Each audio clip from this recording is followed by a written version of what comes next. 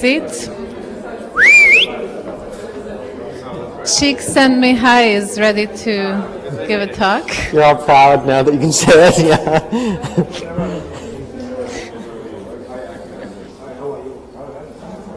That's my name, don't wear it out. Yes.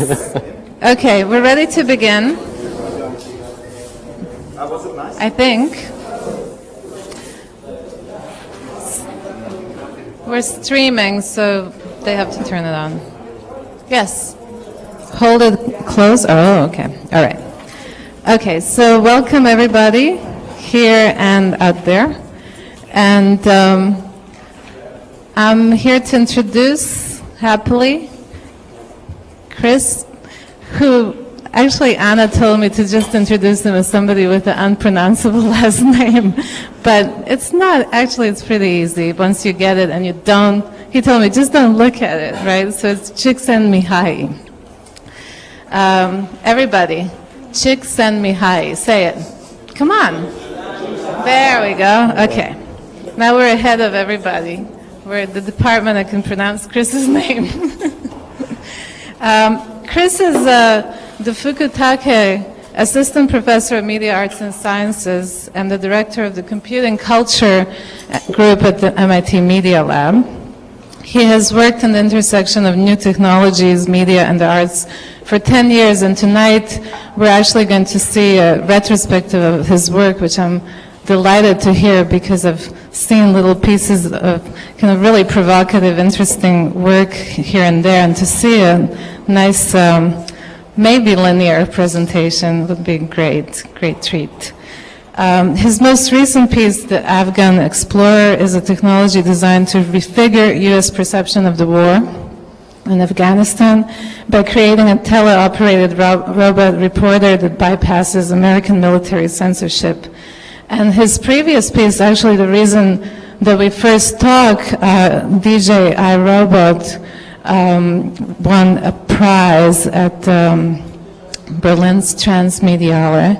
He was supposed to come here for a kind of a big fest of DJ music, and that was postponed, but we decided we still wanted Chris to come out. Anyway, please give a warm welcome to Chris.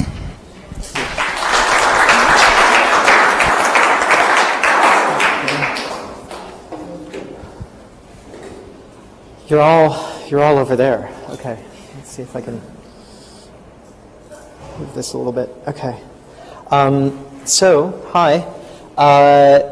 As Victoria said, I've been working around art, science, and technology for a while. I actually came to art after having really no interest or education. I still don't have too much education in art, but rather because I was interested in the ways that science and technology change our understanding of ourselves and our identities. And I at some point in my life realized that there was nothing that had such a powerful effect on my kind of self-knowledge or self-identity as technology. And so I wanted to get involved in producing it rather than just kind of theorizing about it or thinking about it. So I came to that realization because I was working at a strategic design consulting company in Chicago. I'd done my undergrad in anthropology, but then I dropped out and ended up in this corporate situation, a little bit like a dot-com, but back in the early 90s before dot-coms were around. But it was a similar kind of configuration. They brought you all the free coffee that you wanted and kind of exploited flex hours so that you end up working 70 or 80 hours a week or something like that. But I had what seemed like a great job for someone in their early 20s. I was essentially working as a kind of a futurist, so I was supposed to read journals and research and development magazines and look at the results of scientific research and technical and engineering research and try to figure out what would be important to our Fortune 50 clients, essentially companies like Texas Instruments or Swatch or people like that. And it was a great job because I basically got to read about all these things that were coming out of the research and development kind of pike and take a look at how they would possibly be expressed in our technical culture in the 3 to 5 year period. And I worked there for about 2.5 years, and towards the end of that time, a couple things happened. One of our sponsors, our clients, was Amoco, and the Persian Gulf War was just starting. So I got a chance to look at what was the relationship of this big oil company to American politics, and because I was privy to all these internal documents, it was a really terrifying thing. So I realized I would probably have to quit the job. But the other thing that made me want to quit the job was the fact that I got to see these technologies that had been coming out of research and development as these things that had potentially all sorts of uses, all sorts of applications, and some of them could be really amazing applications. But then when they actually end up being adopted by corporations and ending up coming out as products and things that we actually have a chance to see and experience, the market kind of funnels everything into existing structures and tropes of the market system. So, for instance, I was looking at some really amazing kind of neural-based computational techniques that had all these potential applications, and they end up in car motors for doing timing and energy management and things like that. Or you look at some new kind of fiber that is able to generate electricity because of force being applied to it, and it gets used to blink LEDs in sneakers. And after a while, I just realized this is really kind of frustrating, because there are all these potential applications that these fruits of science and engineering could potentially go into, but in fact they end up in kind of the most banal situations. So I realized that I wanted to somehow get involved in that process, but if I went into traditional engineering or science, I would have to become part of that. And so I was thinking, well, how can I be involved in developing technologies, but still, not really enter into the system, still keep some kind of freedom and not be kind of responsible to the system that a scientist or an engineer or product designer would have to be involved in. And so that's when I started thinking, well, who answers to no one and is really irresponsible? And it came to me, artists. They have carte blanche to do anything, so I went back to art school, the Art Institute of Chicago, and I started taking art and technology classes. At that time, there were not as many interesting programs like this one around. So if you wanted to learn, as an artist, if you wanted to learn programming, it was actually much harder to do. There were not that many departments that allowed for kind of engineering or science skills to be taught in an art school. So I ended up teaching myself assembler and electronics and machining and all sorts of things like that. And this is actually kind of one of the first pieces I did as a junior and undergraduate, my junior to senior year. And this is kind of the first, took me about 9 months. It's the first kind of large integrated piece I had done. I had a little bit of programming experience before I started on this, but it was the first time I'd used microcontrollers, which are small, kind of inexpensive computers that can cost between 50 cents and $10 or so, but they're used in all sorts of products around us. And this was actually a response to the secession of Slovenia and Croatia from the Yugoslav Republic. It was a time where it was very clear what was going to happen. Everyone who was close to Yugoslavia knew that there was going to be a war. But the international community didn't do anything about it. And I was kind of watching this remarkable international inaction, and I was thinking, well, it's really interesting, because what would we do about it? I mean, there's things like sanctions where you can threaten people with economic hardship. But the only real option other than that to prevent war is to wait for something to happen and then to send in troops, which is exactly what ended up happening. You had the UN coming in after the war started. Various atrocities on all sides are happening, and so the UN comes in and with military force tries to then prevent war. But they're using essentially tools of war. They're using weapons and tanks and planes and things like that. And I thought it was really interesting that we, at that point in the US, I think we were spending who knows what we're spending now, but about 50 cents on the dollar of your taxes was going to military research and to military expenditure. I think it's still something like that. And so there's all this kind of energy, half of the money that we're taxed on is going to develop new technologies and strategies and systems for war making. And on the other hand, you have, weighing it at 98 pounds, Gandhi, and some kind of notion of pacifism, but none of our societal resources go into figuring that out. So I thought, well, okay, what if I were to try to develop a technology to somehow prevent war from breaking out? And so that's how I started this project. It's called Hunter Hunter. And basically it has 3 microphones that allow it to detect loud sounds like a clap or a car backfiring or a gunshot. After it detects a threshold of the sound, it does a digital sample, so it records the sound. Because it has 3 microphones, it can measure how long it takes the sound to travel to the 3 microphones. So if, for instance, the sound comes from here, it takes it a slightly different amount of time. That's how we do stereo hearing, is by timing the distance between our ears. And so it essentially, with 3 microphones, can figure out anywhere within 3D space that a sound comes from. After it does the digital sample, it very quickly passes the attack, sustain, and decay of the sound through a simple neural network, an Adeline filter, and decides if the sound is a gunshot. And if it is, then it aims exactly back. This is the inner city option. It's a 9mm cannon, and it fires back exactly where the gunshot came from. Real bullets?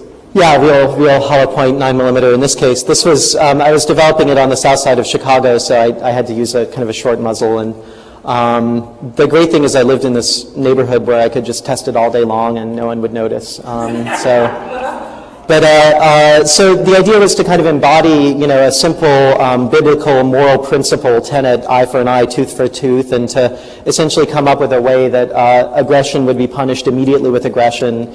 The idea was that these could be, parachuted into Bosnia-Herzegovina or into my neighborhood or into Kenyan game parks or, anywhere that there was a lot of shooting and essentially they would communicate to each other through an RF so they wouldn't end up kind of firing at each other and causing a small civil war or something like that. But this became kind of the first of a series of work that I did called Tools for a Dystopian Future. And so I'd just come out of this product design background and I was working kind of within the mode of a product designer, kind of essentially coming up with new technologies. This is it in a gallery, kind of looking at people as they walk by. They tended to walk by really gingerly. Trying not to let the floor squeak. Machining, I've gotten much better at machining since I did this, but it was able to withstand a few shots before the barrel would have exploded. Another tool for a dystopian future, again in the early 90s, I was looking at social trends and essentially trying to develop products that I could imagine addressing those particular social trends. So this is one that was happening quite a bit. There had just been some laws passed allowing scientific creation to be taught in schools in Nebraska and some other places. And there was a lot of controversy between Richard Dawkins and some other people who contesting the notion of evolution versus scientific creation. And the religious right was becoming increasingly powerful with the moral majority, et cetera. So I was interested, and I could imagine this future where evolution is no longer allowed to be taught in schools, only creation. And so I decided to come up with essentially a time capsule. And it basically sits in here. It has a little computation that's happening on the inside. It's an algorithm that's almost directly lifted from some Dawkins literature. But basically, it sets up an initial set of random text strings. They look kind of like Andy Capp swearing, just exclamation point, pound sign, parenthesis, A, 2, just a random string of ASCII text. And it sets up about 60 of these, between 0 and 24 letters long. And it selects them then based on their similarity to an idealized genotype, essentially. So if you think of that information as being both genetic information but also the expression of it at the same time, kind of a phenotype and a genotype together, you get this text string and you compare it to kind of an idealized specimen. And the ones that might have a couple of letters in common or letters that are close to the idealized specimen are selected, and then they're spliced. So the 2 best of the 60 children are chosen. They're spliced randomly to create 60 more children. And then the one that then looks the most like the ideal specimen. So the ideal specimen, of course, was the first sentence from Genesis. In the beginning, the world was without form and void and blah, blah, blah. So basically, after about 40 or 50 generations, you would get the perfect first sentence of Genesis, at which point the environment would suddenly switch volcanoes would go off, or something would happen, and the environment would suddenly demand the second sentence from Genesis. And so it would go through the first chapter of Genesis, sentence by sentence, with this process of evolution happening on a little screen and being broadcast from FM digital radio. What year did you do that? This was 93, I think, 93. And so it was actually a site-specific installation which went under the Clarence Darrow Memorial Bridge on the south side of Chicago, near where I live. Clarence Darrow was the lawyer who defended the right to teach evolution in the Scopes monkey trial, and actually lost in the Deep South the ability to teach evolution in schools. So the idea was that the time machine was there until the religious right takes over, and then someone could stumble across it in some sort of Planet of the Apes post-apocalyptic kind of future, and actually see the process of evolution happening, or pick it up on the radio and come over and take a look at it. Of course, it was only there for about 2 months or so. Then it was stolen either by angry art critics or someone like that. At that point, I went to grad school, and I had done 3 or 4 of these projects which were set in the future, and they were kind of successful, but sort of like the last piece, they're kind of black boxes on a certain level. You have to understand a lot of the story around them to understand why they're important. And I was having trouble, doing this as studio art practice, where people would come across the work and have to interpret it somehow. A problem with a lot of new media pieces which are referring to something about science or technology is that they tend to be very hard to read. And the other problem is that setting things in the future makes them hard to read, because of course the future hasn't happened, right? So all you can do is kind of extrapolate from the present, and like all science fiction, science fiction tends to be socially very conservative but technologically advanced. And what science fiction does is talk about kind of contemporary social issues and just kind of put them into a slightly different, scenario. I realize that's problematic. You can't really do work about the future and expect people to be able to read it that well. So I started looking around. At this point, I had a teacher at UC San Diego, where I was going to grad school, named Jeff Batchen, and he was saying, well, there's nothing you can do about science that isn't weirder than science.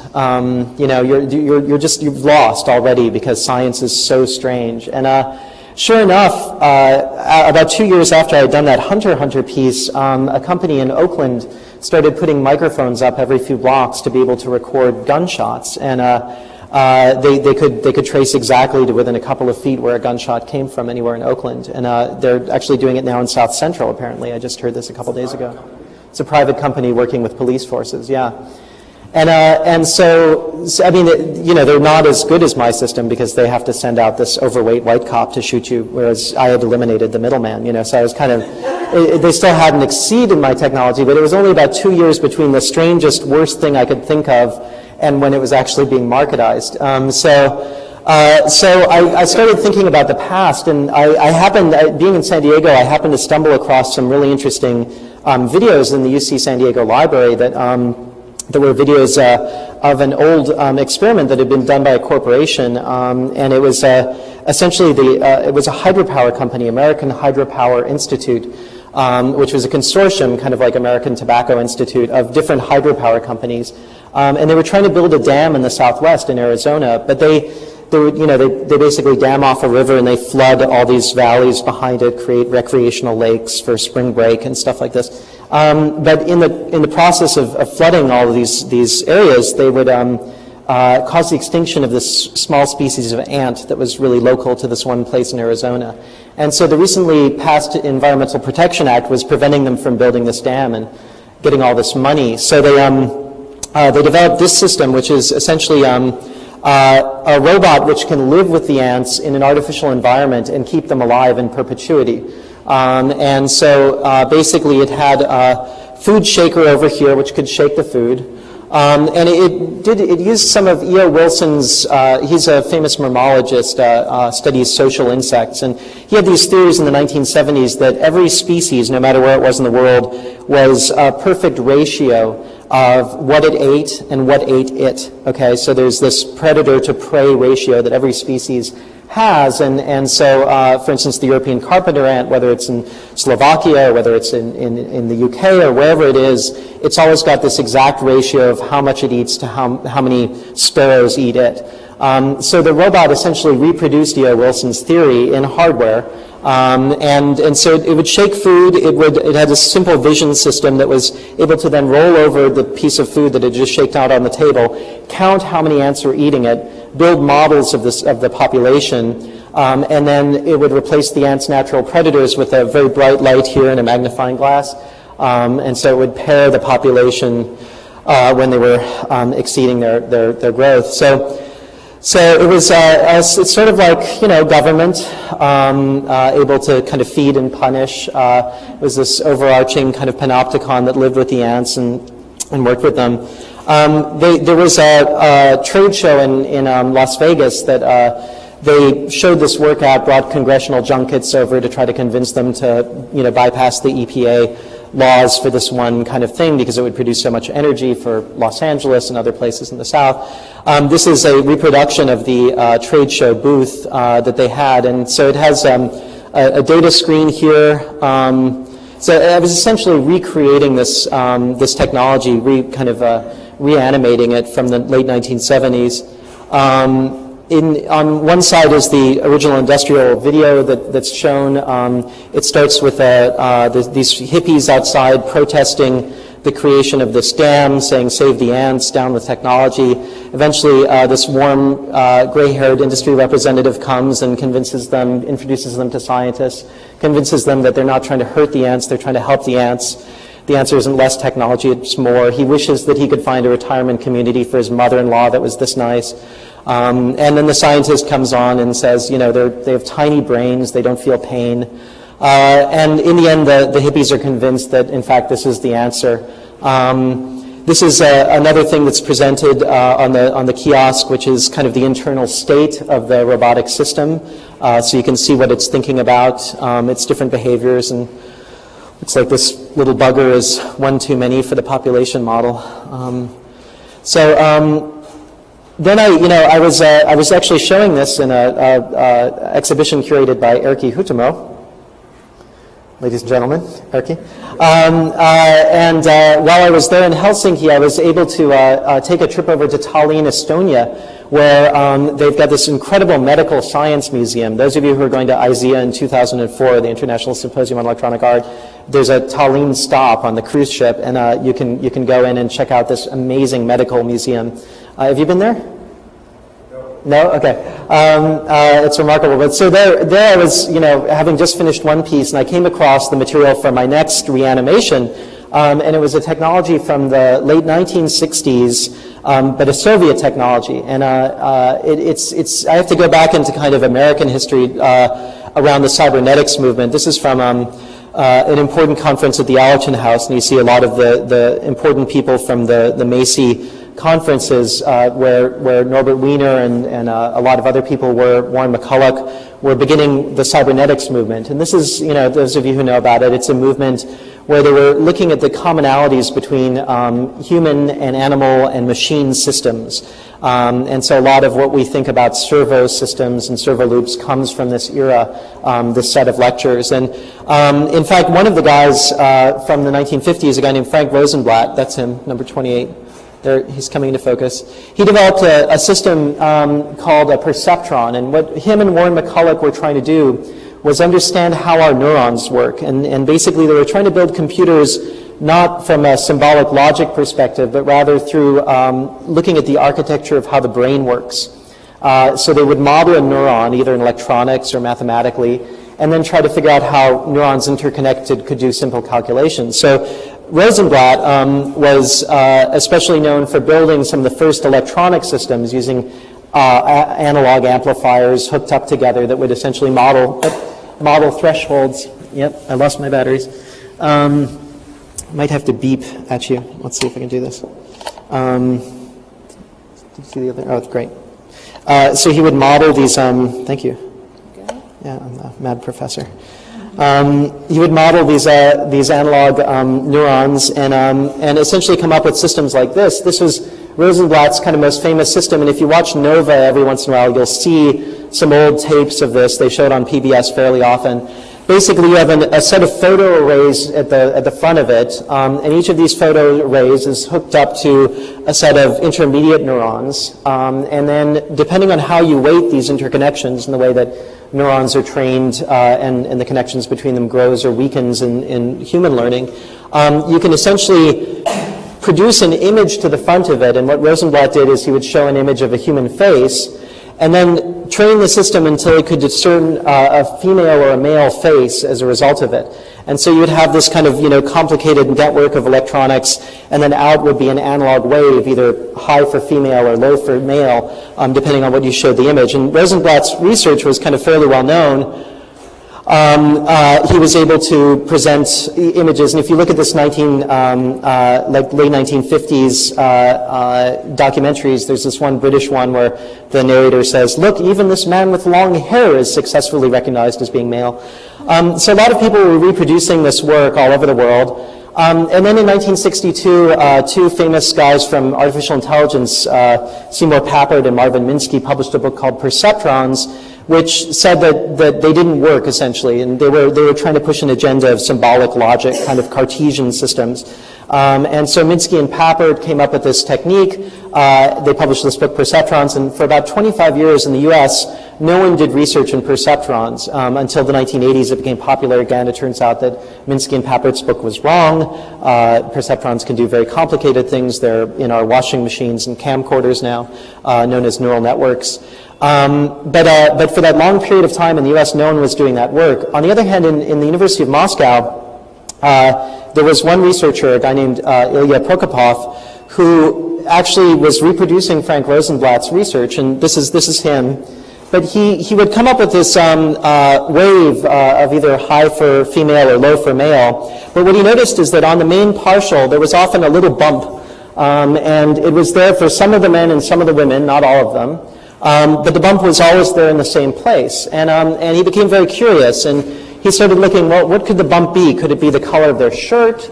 Could it be something else about them? They have droopy eyes. He was just trying to figure out what, if the main wave is determining, sex, then what would the bump be? And he couldn't figure it out. He looked at the background color of the people's faces. Finally, he went back to the human subject faces that he had used as his photographs for the initial experiment, and he asked people all these questions, and he found that the bump was only there for members of the Communist Party. So this is the equipment, the way that it worked in the late 1960s, around 1968, and this is what I reanimated for an IZ in Chicago. Wow, my slides are getting dusty. So basically, you sit down in the chair over here. This is a kind of a database from NKVD, the Internal State Police in the Soviet Union. It was great for researchers because 1 out of every 5 people or so was an informant.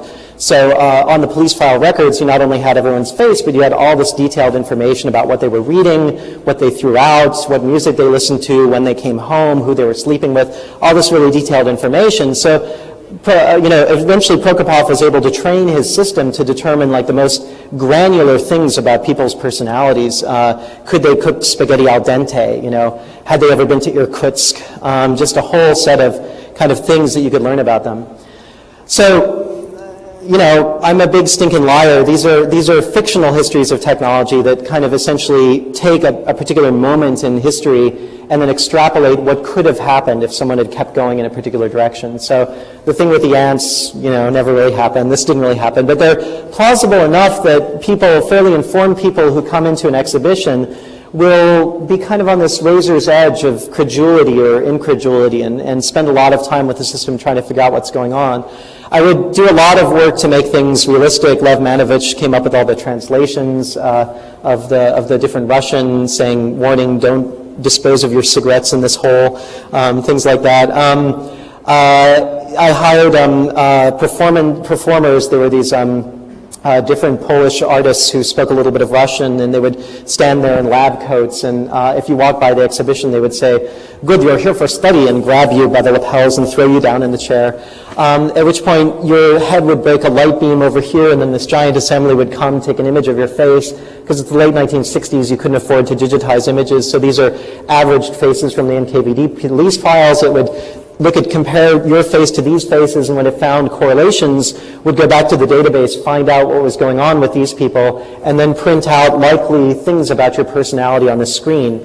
The screen was turned away from you so that you would basically be in the chair. There'd be the nurse standing here, a group of other kind of people who had come for the exhibition, and they would see things about you that you don't know that they know about you, and they would all start laughing or look at you scoldingly. And so I was trying to reproduce kind of the researcher-subject relationship in a very short time space and very short space. I kept thinking that I would have the personality attributes randomly served, from a little director application, but in the end, I didn't even have time to do that, so just went through about 7 pages of fortune cookie type things. What was amazing about there were about 70% of them were negative and were true for the Soviet Union in the late 1960s. So there were things like you cannot strip a Kalashnikov in 30 seconds. You've never been to Irkutsk. And so people, no one who came to the exhibition had been to Irkutsk, so they always ended up true. About 20% of them were in the positive, and they were desirable attributes. So there were things like you can cook spaghetti al dente, you like flowers near a sunlit window. So all these things that, people are happy to say, yeah, that's true. And about 10% of them were iffy. They were supposed to put people on the edge. So, for instance, I had this one guy who was a PhD in psychology from Northwestern University, bright, informed psychologist, and he came up to me and he said, wow, I had no idea that, that you could do this, and especially that you could do this in the 60s in the Soviet Union. I mean, this is amazing. It said 5 things about me, and 4 of them were right on. I mean, I am getting a little bit fatter, which is true for everyone. I've never been to Irkutsk. I can't strip a Kalashnikov. I do like flowers by a sunlit window. And the 5th one, I don't know. Maybe I find Joseph Stalin attractive in a manly way, but I've never thought about it, And so what you would see is people, and this guy was real thin too, so, people would work really hard. I was essentially replicating the Milgram experiments here, where people would try really hard to let this kind of technical authority allow them to tell them about themselves. And so even if they disagreed with something it said, they would stop and scratch their head and say, maybe that's true. And so the machine had this remarkable kind of agency over people, even though it was, a Macintosh inside a big metal box, basically. But that was interesting to me because that was the first time I understood the relationship of kind of the power of scientific authority and how it worked. And so I did a couple more projects along that line, trying to understand. That's the last known photograph of Prokopov after the integrated circuit allowed him to miniaturize the system to the size of a suitcase, and he disappeared, never to be seen again. Who knows what power the system allows him. Just to show what kind of what sort of things I'm responding to in this work. This is kind of the first use of photography in medical diagnostics back in the 19th century, when they were trying to figure out how to help doctors identify particular types of patients. This is the disease religious melancholia, which this poor woman is suffering from. The original photograph and then the lithograph made from it. And of course, religious melancholia doesn't really exist anymore. It's no longer visible to researchers. But nonetheless, there's a sense that somehow you could at one time see it. This is Cesare Lombroso, the famous Italian criminologist and criminal geneticist. And this is the difference between the foot of a virtuous woman and a prostitute, which he was able to come at empirically. Don't ask me why he did it.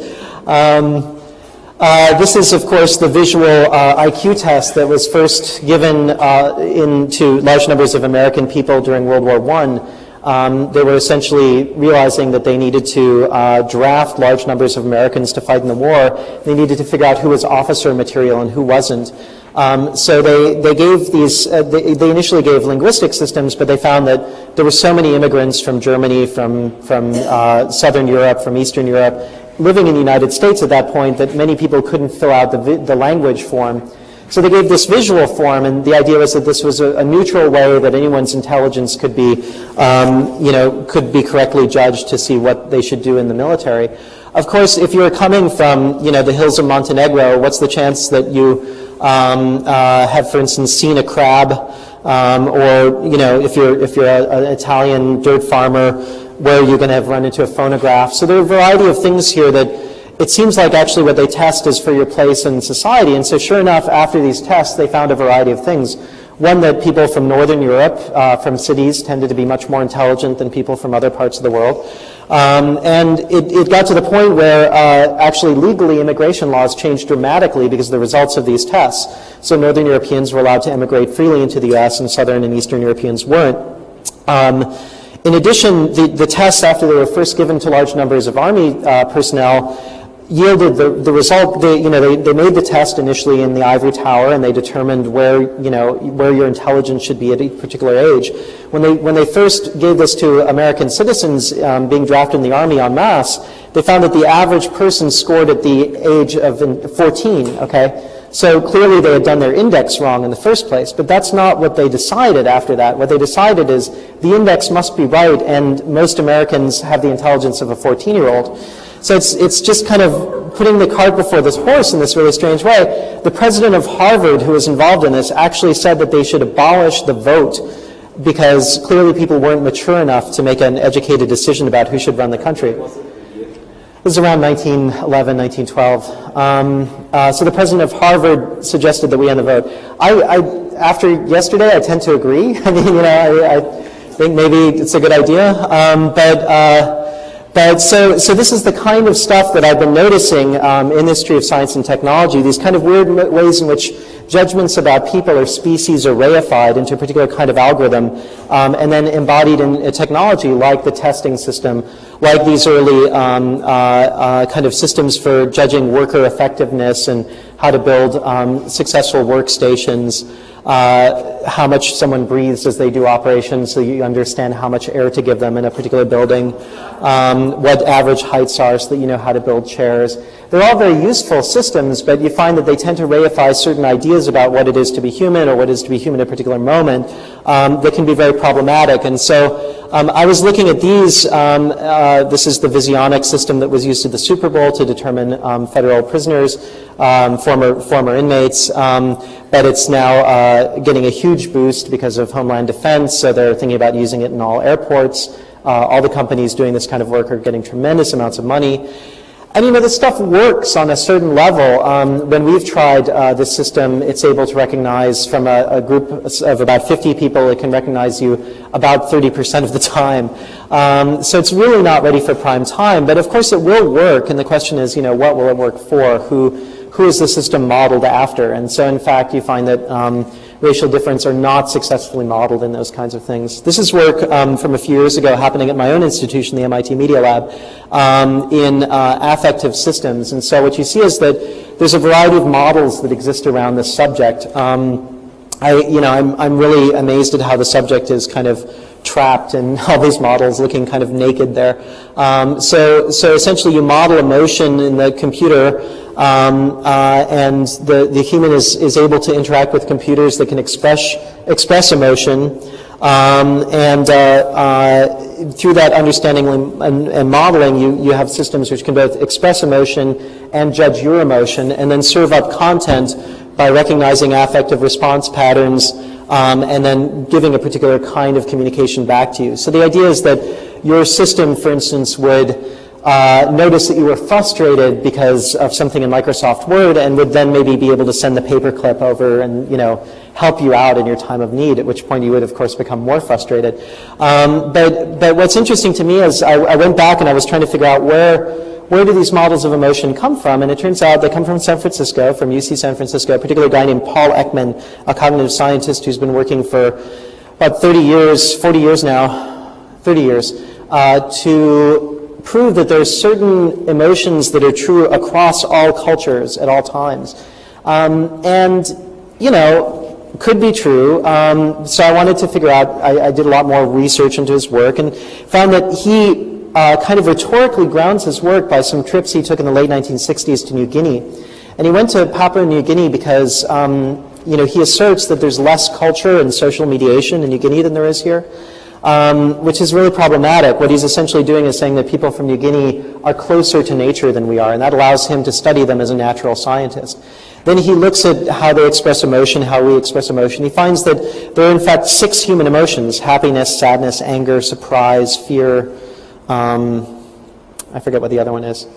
And that these emotions are true everywhere, that there are other things, for instance, like being kind of woozy after a heavy meal, but that's not really emotion, that's another kind of affective phenomenon. And so he does that as primary research, and in the scientific material it's contested knowledge. It's essentially knowledge which some people agree with, some people say there's 8 human emotions, some say there's many, many more. Some people, for instance, like Ram Hare, a philosopher of science, is very concerned that all those emotions that Ekman found happen to have English names for them. Whether or not they're universal, they all happen to fall really easily into English names, whereas in Japan, for instance, there's emotions like amairu, which is kind of presuming on someone else's affection. In Spain, there's apparently something like 20 different words for loneliness. So the question is, at what point do American researchers going around the world kind of portray emotions around based on their own interpretations? And so that's kind of what I was trying to look at, and I was looking at how in this particular moment these sciences of the face are kind of coming back in popularity right now between facial recognition systems, affective systems, and a variety of genetics work, for instance trying to understand female attraction to males based on the female face. And it seemed to me remarkably similar to phrenology and cranioscopy and what are considered the classic bad sciences of the 19th century on faces. And so what I was trying to do with these historical fictions, like the last one, was to tie contemporary research to old research and to kind of show how to, by creating a moment in the middle of them, about middle of a 100-year history, to kind of bridge between them and show that there's a continuity around sciences of the face. So I think that's all for the slides. So I'll move over to the laptop because we're getting closer to the now. I think I have to hit this. So after I did some more work around these scientific historical fictions around scientific moments, and but then after a while I decided I ended up getting a job at Rensselaer Polytechnic. I started teaching there. This is an engineering school in New York State where a lot of interesting research is happening now, and I kind of felt like it behooved me to start working in the present. I've been working in the future, I've been working in the past, and somehow I felt now this responsibility that, here I was in engineering school, I had the ability to make technologies in the moment, that I should probably, get to work on the present. And so I came up with a couple of kind of technologies to address an individual moment. One had to do with the fact that my work was getting so dry and so academic that it really didn't, I was losing kind of touch with it on some level. And so I wanted to kind of get back to some of the stuff that I had enjoyed 10 years before, back when I was, in Chicago in my nighttime job as a club kid. And so I decided to look at DJing, which to me is this really amazing moment in technological history. So late 1970s, people are beginning to work with Fourier transforms and digital sampling a lot.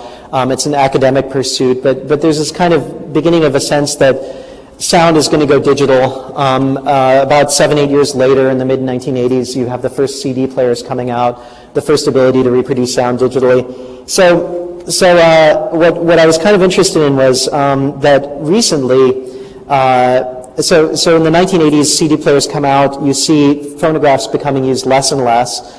But over the last 5 years or so, phonograph sales have been going up. And again, I haven't seen the figures, but there's all this mythology about the fact that turntables are outselling electric guitars 2-to-1 in the UK right now. So you see the phonograph, kind of slumping, the manifest destiny of digital taking off, but now there's this kind of local historical eddy where all of a sudden phonograph technologies and analog technologies are becoming more and more popular. And the reason is because in the 1970s, some people, late 1960s, early 70s, some people like Kool Herc, Afrika Bambaataa, Grand Wizard Theodore, these other people began to use the phonograph in a really different way than it was meant to. So you were supposed to, when I was a kid, your parents would train you. First, you weren't allowed to touch a phonograph or any of the records until at least like your confirmation, right? And then you're able to take the record out and you can only hold it from the edges and put it really slowly, use the little lever, drag the needle over. But then in the South Bronx, people started going, rah, rah, rah, rah, putting their finger oil in the grooves, all this misuse. And So because of this weird misuse, this ghetto misuse of technology, you suddenly see this technology like now actually perpetuating itself in this way that no one expected, overcoming the manifest destiny of the digital. So I started trying to think, well, how can I do a technology for DJing, you know, kind of an homage out of respect for that kind of work. And so I decided, well, okay, let me look around. Let's see what technologies are being made. And in fact, I don't know how many of you are familiar with the DJ scene, but there's a lot of technologies coming out for DJs all the time that tend to be like CD playing DJ systems that give you a little knob that you can kind of scratch the CD and it always sounds really bad. Or there's a new system called Final Scratch, which replaces your record collection with just 2 records, and then it plays MP3 player files off the laptop. But it turns out, even though it's named Final Scratch, you can't really scratch with it very well. So to me, I started looking and I was like, well, you know, here's DJing, and it's useful because of these records, and it has value because these records are tactile. You can grab them, you can move them, you can scratch them. They have visual information on them by the tracks, and you can actually, if you learn about it, you can read the tracks and see what's playing on the groove ahead of time.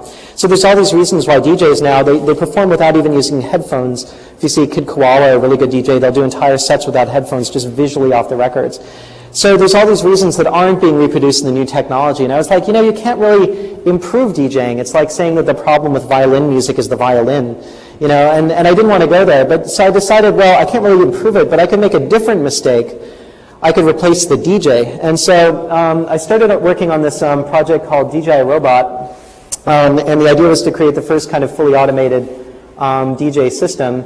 And basically it works with a... I'll show some pictures. Our mission was essentially to try to create a system that could do entire DJ sets autonomously.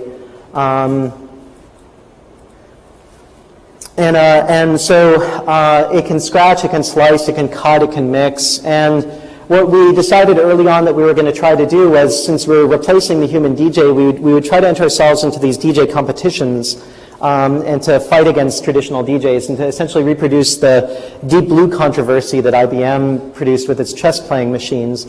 And so basically, you know, the other big model for me was this earlier marketing moment back when steam power was new. What they would do is they would bring a steam engine to a rural town, and they would challenge the strongest man or the strongest ox, you know, sometimes undifferentiable from each other. And they would challenge them to a competition and say, okay, you try to dig as long a trench as you can, and we'll have our steam shovel dig as long a trench as it can. And whoever wins, well, that's clearly superior. So what would happen is the steam shovel would win usually if it didn't break.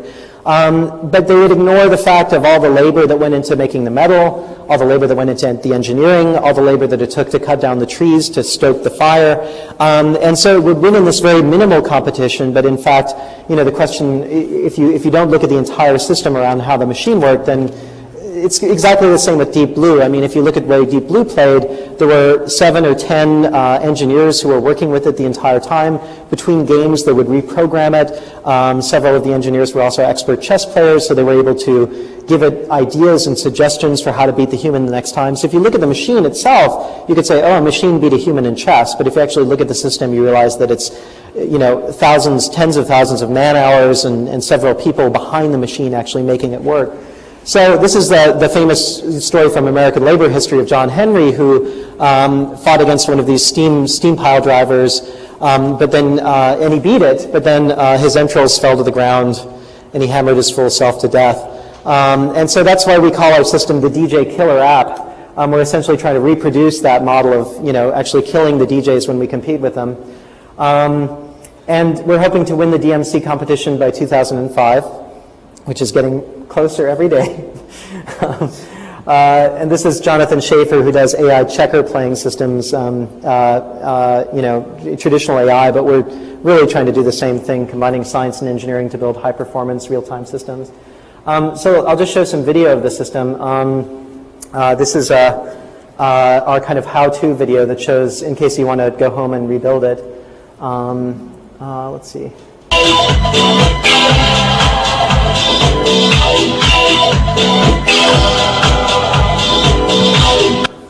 So it uses high-speed servo. I'm not sure why that's blinking. High-speed servo motors that are accurate to about 0.0002 milliseconds. It uses honeycombed aluminum machine platters, same thing that airplane floors are made out of. They're very small, have little moment of inertia. The tone arms are regular techniques, SL1200, they're used in standard for DJs. What drives the electronics are a set of proportional integral derivative running PIC microcontrollers on an RS-45 network. It's expandable up to 128 turntables. We're hoping to build the world's first random access orchestra. The network can run about 4,000 feet, so it runs off of a laptop software that we programmed in C++. It allows you to control the machines, to do motion capture, pitch control after the 7 decimal places, much more than regular DJs have. So we can match 78 RPM records to real down tempo stuff. 10,000 lines of code tested in 3 continents. And then this is the actual performance interface over here that allows you to do a variety of simple things like play and stop.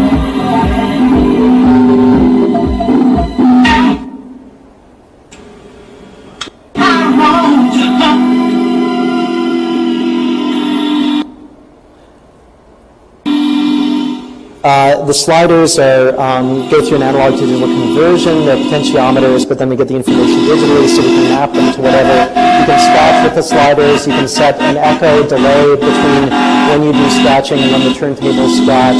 A variety of other kinds of things that you can do with the sliders.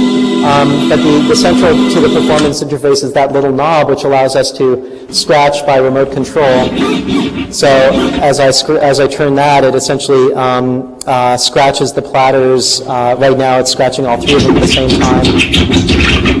And we have a 12-to-1 mechanical advantage over a DJ because, of course, the platters are 12 inches wide and the knob is 1 inch wide, so we're already 12 times faster. I'm a lousy DJ, that's why I had to build a robot.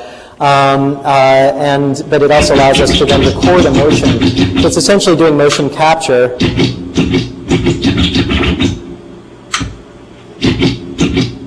And it immediately starts to loop, and so we're able to build loops, the kind of the backbone of DJing. Some of the other things we can do are, for instance, building a backspin. So I don't know how many of you are familiar with DJing, but how many of you know Rapper's Delight? It's like a 14-minute long song where the DJ is taking a couple of break sections, like four measures of Chic's Good Times. Do you remember? So he takes the bass line, and the drums without any of the vocals, and so it's just this dum dum dum dum dum dum dum dum dum like that, and he takes it on one turntable, and he's got 2 copies of the same record, and so dum dum dum dum dum dum dum, everybody dum dum dum dum dum dum dum dum, and then as soon as that's done, he hits the crossfade, goes to this turntable, lets go, and it starts playing dum dum dum dum. Well, that one's playing. He then goes and rewinds this one because it's silenced now, and gets back to the beginning of those 4 measures, and as soon as this is done, crossfades over, plays this one, and starts backspinning this one, and so you can keep a song going from these individual little elements. It's sort of interesting because we tend to think of cut and paste as being digital things, but this was an analog cut and paste from the mid-1970s, creating these kind of collaged music. But so Rapper's Delight was kind of famous because it was 14 minutes long, and the DJ's doing this thing over and over, and people, hi Joyce, nice of you to show up. The DJ's doing this back and forth over and over, and then rappers are coming over it for 14 minutes. We can backspin the same section for about 4.5 months uninterrupted. So we're hoping at some point to kind of build the world's largest Rapper's Delight. So that's kind of the system. I'll show a little bit of one of our performances in a second, but basically people say, why would you build a robot DJ? And I can only turn to my elders and betters in new media art like Stellark, who argues that the body is obsolete, and so he's been coming up with kind of prosthetics. He thinks it's obsolete because there are environments where we can't go, like space or the bottom of the ocean, so we need to develop these systems. So I'm thinking, well, okay, it could DJ, in environments that are too harsh for humans. This is, of course, Chernobyl. And we're continuing our research. This is Andy Wong, MEng, graduate student in engineering who works with me. He developed a system that can basically take an audio input. So this is someone whistling. and then it processes it in real time and can do for your out the exact same thing. So when we're in the DMC competition or battling against human DJs, we can listen to them scratch and then reproduce their entire, performance immediately. But then we can also say, okay, now play it twice as fast, and it'll do it twice as fast and things like that. So we're continuing with that research. I love using the word research; it's really great. And the coverage, of course, has been pretty interesting. This is from BBC One. It's 3 in the morning at this impromptu rave, and the DJ's on fire. The reason he's so good is that he's a robot. His creator, Csikszentmihalyi, explains why he invented it. We're just trying to make human DJs obsolete as much as possible. Why is that? They're expensive, they're unreliable, they're all addicted to cocaine. Chris is actually an assistant professor at Boston's Media Lab, a place where they're developing the next generation of computer. According to Chris, it's a machine that's going to want to spin discs. They're essentially custom-made turntables. A little bit later, I kind of go on about why one would want a robot DJ by saying that regular DJs are lazy, they're all addicted to cocaine, and they spread sexually transmitted diseases. And so I'm coming out in the press, like, routinely quoting this. I'm not sure where I'm going to end up. But it's been fun kind of replaying these marketing ploys. Okay, so that's one. Now, last October, I was left in this kind of weird feeling of, okay, so I'm supposed to be designing technologies to help the world somehow. These crazy things are happening. I guess, after September 11th, my biggest concern was what the U.S. would do, and it remains my biggest concern. I was flipping through channels after, on the 12th, and I ended up not watching TV after the 12th for about 4 months. But as I was going through, I was looking for some kind of portrayal in the media that resembled kind of my own impressions. There was nothing there. It was all Orrin Hatch and John McCain and all these other people saying this was war and we had to react and it was a war against terror. And, I was thinking, wow, is there no one worried that we're going to overreact somehow? And then I came to this channel and there was this teenage girl crying. And she was like, I'm really worried about what the U.S. is going to do. And I was like, wow, what channel is this? And it turned out to be Canadian Broadcasting. And I was like, I'm Canadian, that's it. So I was like, what can I do to kind of work with this and to try to come? And my biggest concern was, by October, I realized that I wasn't seeing anything about what was happening in Afghanistan. And sure enough, I think, on CNN, there's only one videotape recording that they ever show of battle footage. And so we actually never see anything. At this point, by November, the New York Times, you'll see an image on the front page which shows a Northern Alliance soldier in the battle in Afghanistan. And it'll be this guy, in one of those kind of cool hats. And he's standing, and there's some mountains in the middle ground, and then there's vapor trails above him from, bombers. And that's all that we got to see. And so I was thinking, well, it's actually true that since the 1980s, since Reagan, journalists have been severely, their access to the battlefield has been severely curtailed through this press pool system. What that means is that in America, we actually never see the results of these wars that we're constantly fighting. And so I thought, is there some way that I can stage an intervention where we would actually be able to see the effect of our foreign policy so that maybe we would be a little bit more judicious in the future and at least know more about what we were going to be doing. And so I came up with the Afghan Explorer, which, again, I put on this persona, terrifying persona. My problem was that the information available to me is limited, and the military's combination of force and media manipulation prevents me from knowing what's happening. What I was also noticing is that the U.S. engagement in war is cotton gloves. So increasingly we're seeing these robotic weapon systems. I don't know if you know, but recently DARPA broke an alliance that they had with artificial intelligence and robotics researchers in campuses around the country. They'd always promised since the 1950s that they would never try to build a robot that had the ability to kill people on its own without human intervention. And recently DARPA changed their policy on that, and now they're actively pursuing that and using all the research for the last 40 years that they promised they would never do that in an attempt to build these autonomous killing machines. So it's not only that as American citizens we're not able to see war, but increasingly our soldiers aren't even see what's going on. They're targeting things that are 9 or 10 miles away, sending things, from airplanes, sending cruise missiles. So increasingly America doesn't even experience war at all. It's just entirely happening by remote control.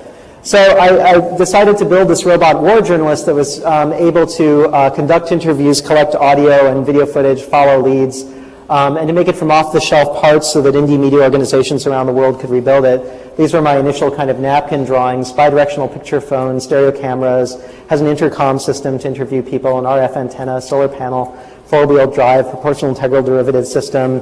The idea was that it could go talk to people, you know, explore the country, you know, talk about current events with important councils, maybe even make friends and, you know, play with a band. And so the New York Times wrote about it in October.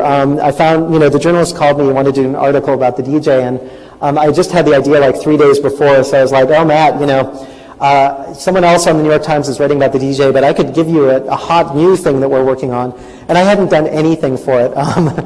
This is being streamed, okay. I hadn't done anything for it. So like that, he wrote about it, but the night before I like had to throw together this website. So it starts out with this kind of famous Supreme Court judgment that the First Amendment there is there to serve the governed, not the governors.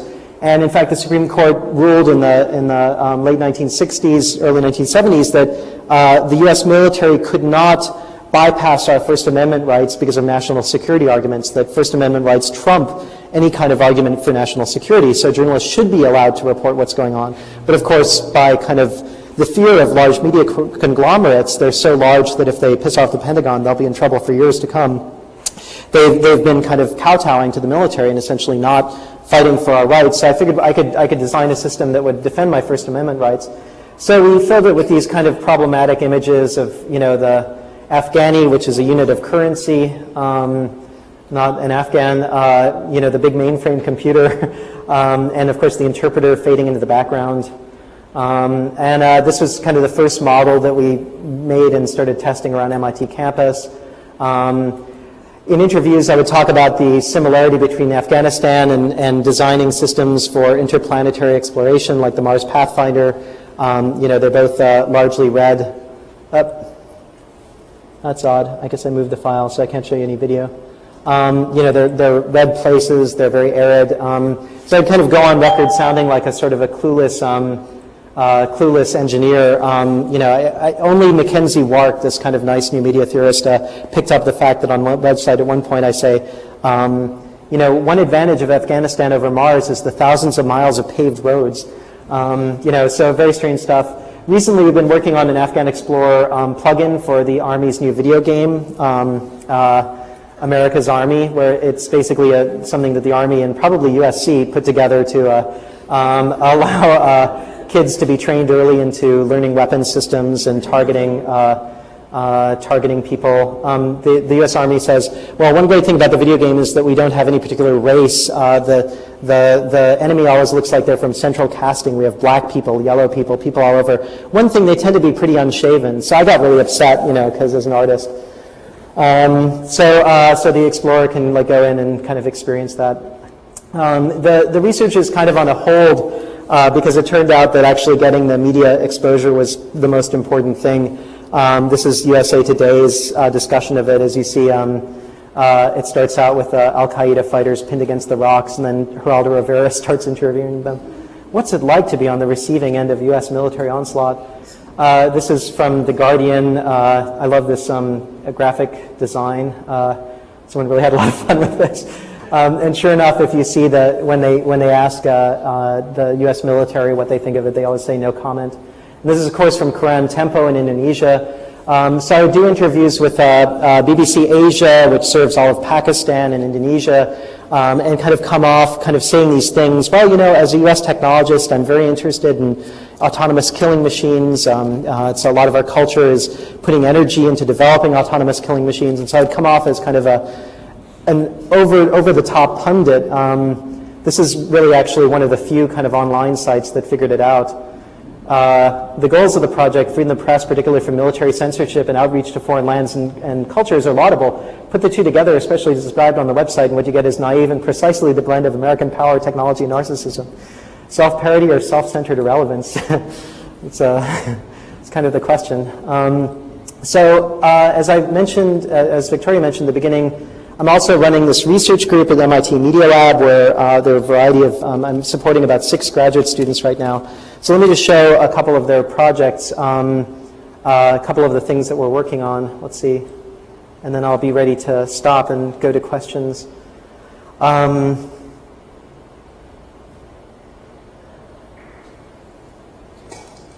So just to show a little bit of the end of one of the DJ Robot concerts. And an air crane. Curious? Well, put on your dancing shoes. Hip hop is going robotic. Washington Bureau Chief Peter Barnes joins us live. This is really terrifying. Peter, an interesting story for us tonight. Yeah, yo, Michaela, an MIT professor says he's built a better mousetrap for hip hop disc jockeys. Listen up. So sad. So bad for this man. Hip hop is going robotic. I just kind of want to show the end. I mean, one of the problems with trying to develop these new technologies is that I have entirely art degrees. I've got a BFA and an MFA, so I never really learned how to program well. I never really learned how to do electronics well. All my projects they don't scale that well, and they tend to break down a lot. So this is kind of the end of a performance I did a couple weeks ago in San Diego. I think I was just kind of driving the system a little too far.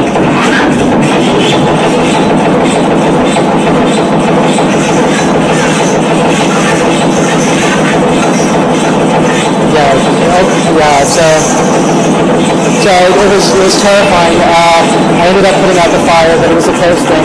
So I'm really excited because in my group I tend to try to bring in about half students who come from science and engineering backgrounds. So, for instance, people with physics degrees and things like that, and then the other half from art backgrounds. So this is Tad Hirsch, who has worked at different times with a variety of art groups. This is a system that he built that maps surveillance cameras in Manhattan. And so his idea is that in the US, there's actually a lot less public surveillance. There's a lot of private surveillance, but there's less public surveillance than there are in Britain or Germany or other places. And we still have a chance to perhaps intervene in how surveillance works. Right now, there's no laws so that people who do surveillance are able to produce these videotapes free of charge. And they don't have to get permissions from the people who are being taped. So it's turned into a little cottage industry on late night cable. But TAD, basically the system allows you to add a surveillance camera to a particular place to say who it belongs to, whether it's state or federal or private, whether it's part of an ATM, whether it can pan or whether it's fixed. Is it wired or wireless in case later you want to take it out? And so this is a system that they've been building, for instance, for public protesters, for anyone who doesn't want particularly to be seen. It also has a route planner, which lets you say where you are in Manhattan, where you want to go, and it then charts the path of least surveillance, kind of like MapQuest. So it tends to take you by the water a lot. Really nice walks, actually. And so he's looking at it as a way to eventually allow people to do community policing surveillance through the way that the Black Panthers were doing in South Central, where you as a person can see the result of a camera depending on how close to it you live. This is Ryan McKinley's project. We were looking at the history of film as kind of an example of a time where a lot of people were developing technologies who weren't necessarily scientists or photographic engineers. Early history of film, a variety of people were involved in it. And we were looking at the fact that for the first 30 years of film or so, no one thought to move the camera. All the footage was from a stationary camera as people moved in and out of the frame. So Ryan McKinley began to say, well, what would happen if you moved the projector, which a few people have worked with from the 1960s on. And certainly observatories and things like that use them fairly commonly. But Ryan's come up with a very nice random access projection system that can either project moving systems around a room, say like a little animated character that can, like the paperclip could follow you around. Or in this case, what he's done is projected a virtual environment around you so that the projector is kind of acting like a flashlight that lets you see through the walls into a larger space. And so this is kind of a virtual environment that's mapped onto the system. So the camera moves, but what's projected stays still. So he's been coming up with this system. He's using it especially to come up with ways of allowing people to look at the insides of outsides of buildings. So he can project onto, say, in his case, he's looking at Lawrence Livermore Laboratories, who do a lot of weapons research, and he wants to project what he believes is happening inside of them. And last of all, this is Simon Schiessel, who is coming from Berlin Technical University, and he's basically trying to think about how all these PDAs and devices that we have a small screen that we're always staring into, but he wants to develop systems where the entire skin of it essentially is a display object. And so this is a system where each of these two elements is generating a certain amount of noise and signal, and if you put two of them together, the noise cancels out and only the signal is revealed underneath them. So in this case, it's text messages. And so by combining them... No, that's being generated from inside there, essentially LED arrays. But it's a very German aesthetic. It's interesting. I call it the Bang & Olufsen look. And so here the noise is eventually canceled out between all three, and eventually the loudest signal resolves, so it just becomes a scrolling text. So he's showing this in Ars Electronica elsewhere. But so Simon is now, he's working on the next step of this, which is to try to develop haptic interfaces with this kind of similar display, but where the haptic interface actually fights against you. So he's interested in a system that has its own idea of what information it wants to present to you. You have an idea of what information you want to retrieve. In the act of working with it, is it actually physically resisting your motions and only conceding when it sees a shared interest with you and things like that. So kind of confrontational computing is what he's calling it. So anyway, that's some of the research that's happening at our center. So I guess now I'm just ready for questions.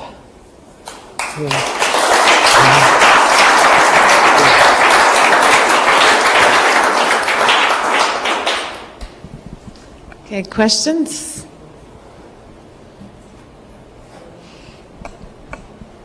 I'm not sure I quite understood, but the ant piece and the piece right after that, both of those were fake? Yeah, they were completely fake. Yeah, they were well, let's say fictional. They were me researching a particular moment in the history of science and technology, looking at a trend, and then just moving the trend a little bit farther than it actually happened. So it's all grounded in very real history. So the stuff about Rosenblatt, these perceptrons that purportedly can reveal sex from a photograph of someone's face, those were real experiments. But then the idea of this Soviet researcher being unable to afford this book and continuing it was, where I kind of staged a kind of a continuation of that evolutionary branch which died out, but what if it had lived for a little bit longer, kind of.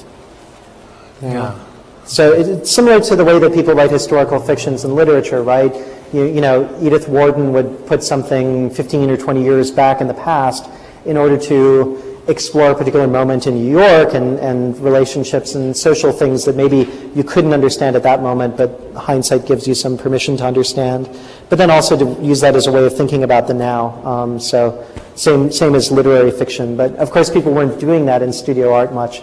So it was very, again, people would come to it. And for instance, in a show that Erkki curated in Kiasma, there were something like 150,000 people who walked through it or something like this. About a quarter of the people came into the room, thought that they had made a mistake, and they were actually like in the heating plant of the museum and walked right back out. And so it was presented kind of as a scientific lab taken from this kind of elite place where science happens usually, and people don't get access to it, and just plopped down into another elite place, a museum. And people would just kind of come into it. And there were a lot of kind of clues about what was going on. The books and the files of the researchers were left out, so they could kind of rifle through them and take a look at them and things like that. But you kind of had to go into the environment and figure it out. But. And also my last question, the DJ project, does it have a name? DJ iRobot. Yeah. DJ iRobot. Yeah. It's all going to be programmed before it goes DJing, right? It's not like an automatic, like artificial. Well, what you saw, for instance, in me in performance is initially, so like when I did a Transmediale, I basically had 2 5-minute sets that were pre-recorded. And a lot of the inspiration for that was reading Kurt Vonnegut's Player Piano. Has anyone ever read that? It's a great, Kurt Vonnegut wrote this science fiction book as a response to reading cybernetics. So he had read Norbert Wiener and he decided that there was something really strange about trying to replace people with machines. And so he wrote this book about machinists being put out of work in Ilium, New York, which turns out really that it was Troy, which is where I was living. So that was a big inspiration for me to build it. So it's essentially just like a player piano. I mean, the first performances we did were like that. The problem is that in order to design the technology right, I have to keep the respect of the hip-hop community. So there are a lot of ways that I don't want to over-design the system. Like at first, because the platters move, not the record, normally DJs put slip mats between the record and the platter so that they can move the record as much as possible. In our system, since the platter is moving it, like the invisible hand, we actually have to secure the record. And I developed all these complicated, vacuum systems. And then in the end, I was watching Kid Koala, actually, and he just uses tape all the time. I was like, I'll use tape. And so I actually tape the records down. And it's tougher sometimes, but DJs see that and they're like, oh, tape. And but the problem with the system is that I was never interested in kind of having complete feedback. And so if ever the needle skips, the entire rest of the performance is off, is out of sync. So we would do these 5-minute performances like a Transmediale in front of big audiences and be like sweating profusely because, you're worried that someone's going to stand up and the vibration will come across the floor and cause the record to skip. So after a while, it was just taking so many years off the end of my life that I decided I had to somehow put human intelligence back in it because part of it's a performance and trying to keep a set going so that people can appreciate it. That's the weird scientist. So now I'm running it as a CAD system, a computer-automated DJ, computer-assisted DJ, and so it has both pre-recorded sections. And am I changing? The disc? Yeah, so I'll change the discs, and so it'll be kind of half a regular DJ set, half pre-recorded, motion capture. I'll bring in 50% DJ Bernard and 20% some other DJ that we've sampled and morph them together in real time and things like that. So in the future, there could almost be some commercial applications to that, right? Because DJs maybe could. It's really too stupid to get marketed. It's really, I mean, it's just really, no, it's true. No one ever lost money by underestimating the DJ market. No, it's I'm. Determine the age level of the American public. Yeah, right, 14-year-old. Yeah. No, and in fact, I mean, so the response from DJs has been really mixed. I mean, there's some people who absolutely love it, and like when we were first starting it, I was working with this one DJ, and he came in and he was showing us some tricks, and we were trying to figure out how to essentially steal his soul, and so and he would come in, and at one point we were showing him, well, you can go from here to here on the record, and it'll automatically find exactly this millisecond of sound, Aretha Franklin going rock steady, and you can go through the entire record and then get back to it, and we're showing that, except that our math was a little bit wrong, so it would act like a sprung mass. It would go back and then get a little too far and then come back and then eventually settle. We're like, but that's a programming problem. We can solve that. And he was like, yeah, that sounds really good. That's not a problem. And he went home and he started practicing that for 2 weeks. And he came back and he was really proud because he had gotten the kind of sound back. And so some DJs like Spooky we just finished a remix for DJ Spooky, and Matt Black from Cold Cut, we're doing a remix for him right now. So some people are really into it and they like the system. But then there's, we're also getting death threats kind of routinely. People who are like, you'll never get the creativity, and things like that. So it's been a real mixed response. Thank you. MIT has a reputation of being, Wow, that was the second question. Do you know what's coming? Yeah, sure. Yeah. Are the questions very predictable? Okay, well, I'll do predictable. No, go for it. So you have a place that's got a reputation of being demo or die, a corporate... So you mean the Media Lab in particular? Yes, yeah, okay. Corporate funding, right. And recently, well, all along in the background, but recently in particular, funded by the military. Now your work is obviously, throughout the span, always got this little bit of a critique, and especially with the Afghan Explorer, it's... Right in your face, right? So how do you negotiate this It's really funny. I'll be at these sponsor events drinking cocktails with people from DARPA, who've just seen my presentation. Yeah, and I can't imagine you losing your sense of self, but at the same time... No, actually, in your case, I don't, because I think you put a lot of thinking and research into it. But at the same time, you are kind of conditioned by your environment, and there are certain pressures. Do you notice that your work shifts in relation? Because in particular, I look at the work of your group, and it's actually very MIT-like. It's very kind of demos, wonderful, but it's not exactly social critique. DARPA used to have these mugs in the early 1990s, and DARPA is the Defense Advanced Research Projects Administration. They rather than Gore. They were the ones who invented the internet and stuff like this. And they used to have these mugs in the early 90s when the military was supposed to be being cut that had the number 1-800 dual use on them. And basically, their idea was, and Annenberg's, was that you could have all sorts of military contracting, but you would then dual use it for entertainment or whatever. So that's kind of the motto that we use, is that I'm encouraging my students to do subversive work as long as it can be portrayed in this other way. So the video that you just saw, for instance, was from one of our sponsor events, where we don't talk about, for instance, the fact that what Ryan is really doing with that projection system is developing a way of being able to project onto buildings a perceived idea of what's happening inside them, and he wants to do it around military-funded labs. So essentially the projector is going to reveal what the results of people's experiments are kind of in the laboratory. It's a way of essentially digitally graffitiing the outside of a building. So right now he's working on a system that goes on top of his car so that as he drives along the street, you can see the insides of these buildings, and he just drives back and forth along the outside. There's very little law about why you can't do that. So he's kind of being influenced by Krzysztof Wodiczko's work around projection technologies. Likewise, TAD is developing these systems around surveillance. It's very easy to explain why you might want different kinds of surveillance systems.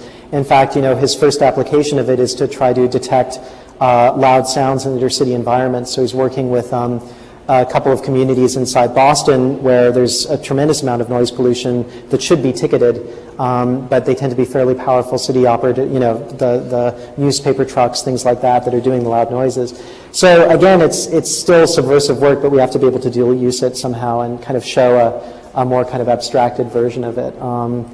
But you do have to deal with any technology and innovation could be used in this way or that way, and they could care less about your subversions Well, so in fact, the Afghan ultimately. Explorer, I was talking to someone from the military mapping agency, and it was really interesting. He was just like, this is exactly what we need, because the Predator unmanned planes, they can't give an accurate enough position that we can really call in artillery strikes on Afghanis. So what we have to do is use a land-based system, and that would be great. And so, it happens all the time. And but it's happening when I was doing these how would you dystopian feel technologies, if too. your Afghan robot ends up being used My Afghan exactly robot what costs you were less than trying $10,000 to build. Doesn't matter. There's no It's a technology in there rhetorical that's not question, public. okay. That's a totally valid question, but there's no technology in there that isn't like off the shelf. So, if they want to build that, they can put millions and billions of dollars into it. We're really offering nothing. the concept out there, right? Well, it's the same with, TAD's surveillance project. I mean, lots of people, lots of corporate sponsors see this, say, but won't this technology get into the wrong hands? And, TAD's answer is, oh, like the police? But in fact, the police have that technology. It's not a big deal. It's something that, that a couple of art groups, and Natalie Jermajenko and me are all working on, which is to kind of take existing power structures and the way the technology works, and then very, very literally, I mean, people who know me know that I'm way too literal, to just simply invert it, to just basically take it and just invert it. And it's not like we're using anything that doesn't exist already.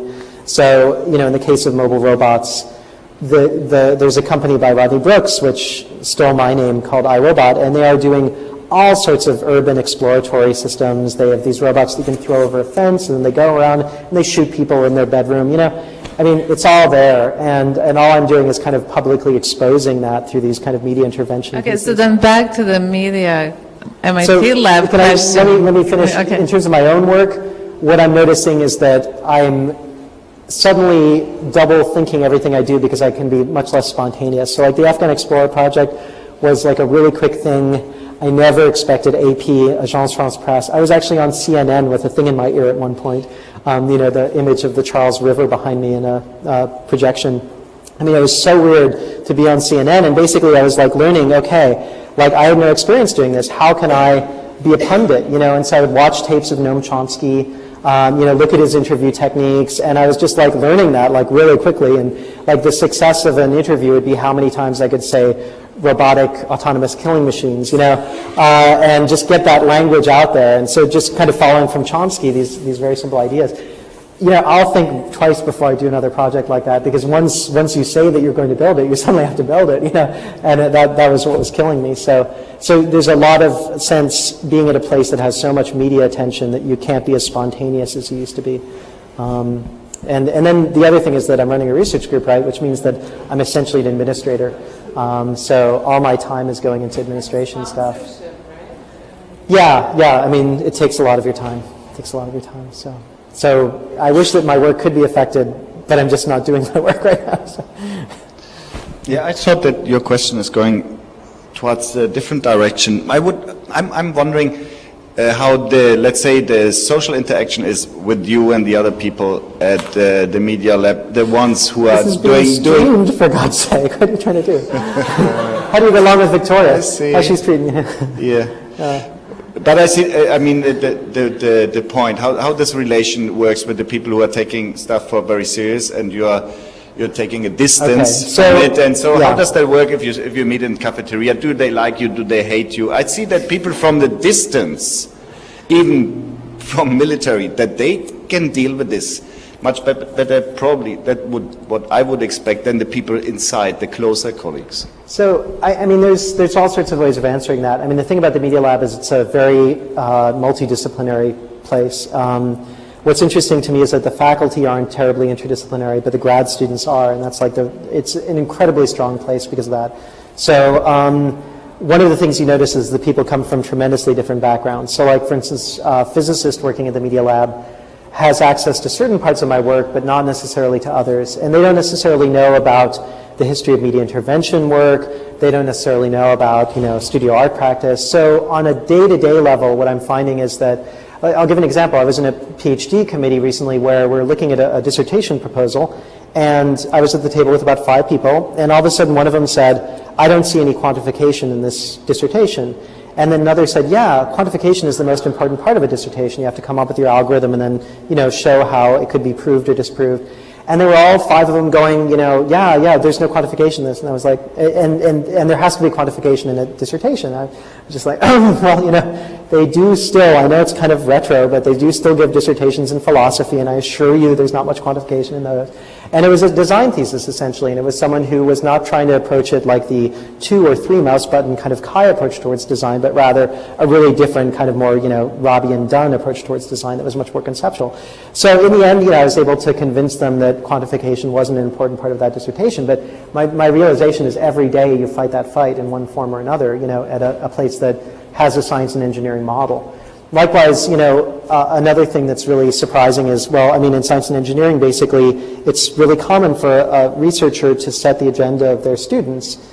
Now, I'm trying to graduate people who have an art degree, an MFA equivalent, essentially, and if they were to be doing work on my projects the whole time, they would essentially shoot themselves in the foot. They would come out with no kind of voice of their own, and, in a world where the myth of individual creativity is the coin of the realm, that would be really bad for them. So I'm having them work on their own research, but as a result, there's no one to do my work all of a sudden. And so there's all these levels of kind of misunderstanding and not knowing how to fit within that system. So that's the day-to-day level that I'm living with. In terms of other researchers around campus, there are many, many people in the science and engineering establishment who felt that the Afghan Explorer was unpatriotic, and really most of the anger the angry emails I got were from MIT alumni who saw it on a website. So that's definitely there. Right?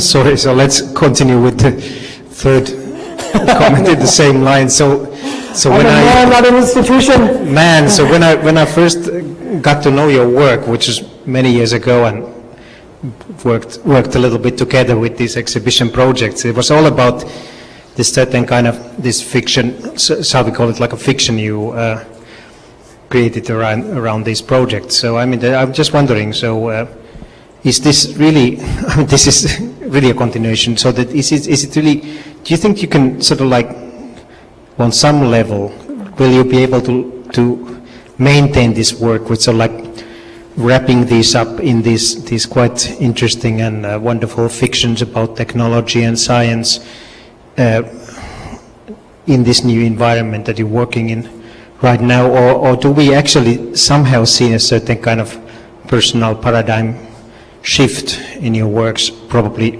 taking place now? I'm just curious because Natalie looks like that she has been able somehow to like maintain that side of her activity in those sort of like Yale now and research, sort of like so-called serious research institutions that she is teaching in, so like engineering departments and things like that. So how do you feel about that? So yeah, well, I mean, for one thing, you know, Natalie's in a mechanical engineering department, and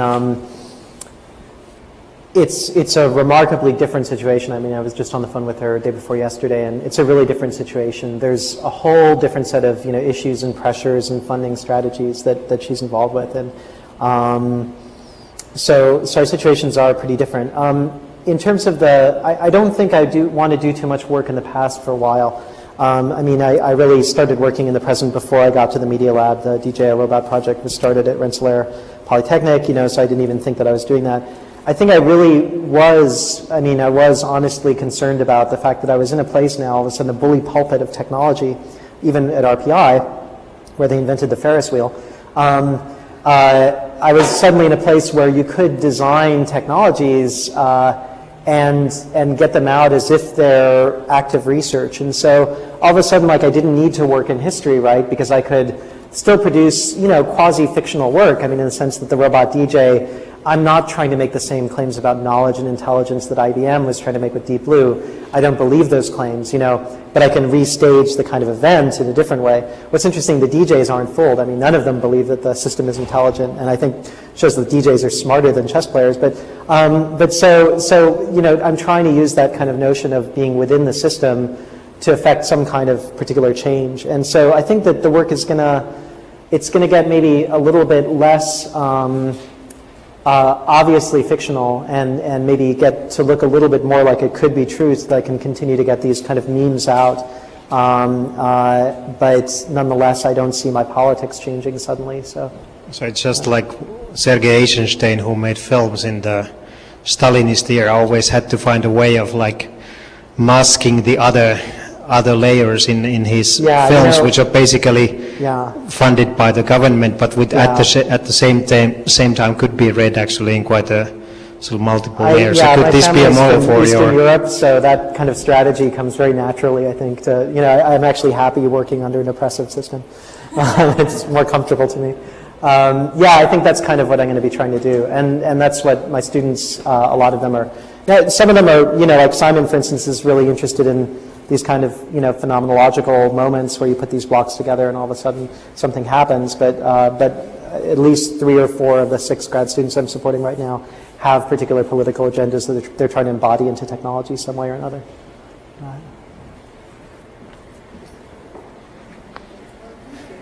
Thank you.